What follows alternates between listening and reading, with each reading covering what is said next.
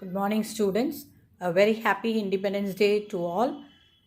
In today's English class, we are going to see about direct and indirect speech interrogation type. So already I have sent you a video for all the types of sentences, but specifically I want to take a class on interrogative sentence. Interrogative sentence is of two types. One is WH type and the other one is yes or no type. You already know this. And let us go on to the rules for conversion of interrogative sentence. See here, WH type, I have given you an example here. He said, where do you live? So he said, this is the reporting part, and where do you live?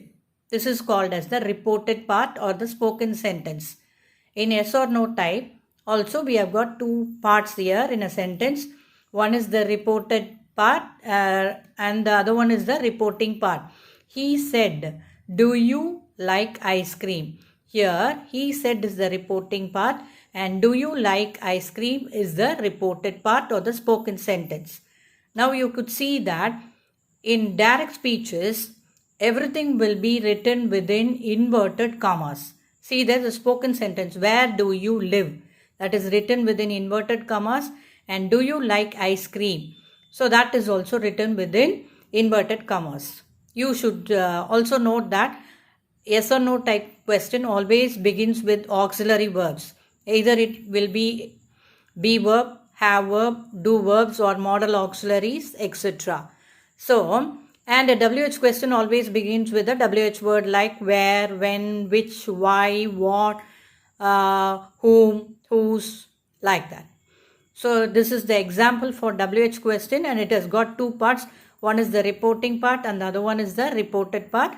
And in yes or no type also you have got the reporting part and the reported part. And the rules you should know. Let me begin with the rule. That is point number 1. Change the reporting verb said and told into asked or inquired. So said or told, that has to be changed to asked or inquired in interrogation type. So in interrogation type, you could see that a WH question begins with the WH word and ends with the question mark. And yes or no type begins with the auxiliary verb and ends with the question mark here.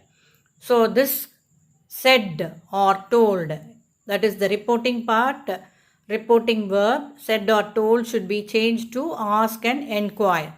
Then we'll move on to the second point there. That is, if it is WH question, the conjunction is the same WH word like what, when, who, how, etc. If it is a yes or no type question, the conjunction is if or whether. So let me repeat again. A WH word question always take the conjunction as the same WH word, and yes or no type question takes the conjunction as if and whether.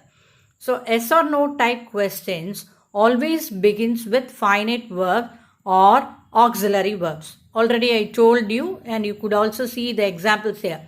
Do you like ice cream? So it is beginning with the auxiliary verb here. Now the interrogative form is changed to statement form while we are converting from direct to indirect. So here I have given you an example here. He said, where do you live? See here, this is the reporting part and this is the reported part. Where do you live is the reported part. It has begun with the WH word and end with the interrogation mark. So we are changing here. I told you the said reporting verb has to be changed to ask. So he asked, the same WH question is repeated as a conjunction here. Where? So this interrogative type has been transformed to, or it has been changed to statement type. A statement always begins with the subject. So I is the subject here, lived is the verb. So where I lived. He asked where I lived. You should take it in mind that after the conjunction, the sentence should follow statement form of sentence. So that is very, very important here. Next is the auxiliary verb placed before the subject. the auxiliary verb is placed before the subject is shifted to a place after the subject. See there, first you have the WH word, then you have the auxiliary verb, then you have the subject, and you have the root verb here. Do plus live is live only, that represents present tense. And all the present tense form of verb will get changed into past tense form of verb, that you have already known. So, see here, what is the rule here? The auxiliary verb placed before the subject. So, placed before the subject. See, in direct speech, subject is you here. Auxiliary verb is placed before the subject here. But whereas in indirect speech, it is placed after the subject. So, I lived is placed after the subject live, I. So, this you have to particularly note down. Then we will move on to the next rule. The mark of interrogation is replaced by a full stop. So, in indirect speech, you will not have any question marks. You will be having only your full stop. So, since it is changed to a statement form of sentence. The rules for change in pronoun, adverb, and tenses are as same in statement form. That is, all present tense form of verbs will be changed to the respective past tense form of verb. So, simple present will get changed into simple past. Present continuous will change into past continuous. Present perfect will get changed into past perfect. Present perfect continuous will get changed into past perfect continuous. And simple past will change into past perfect.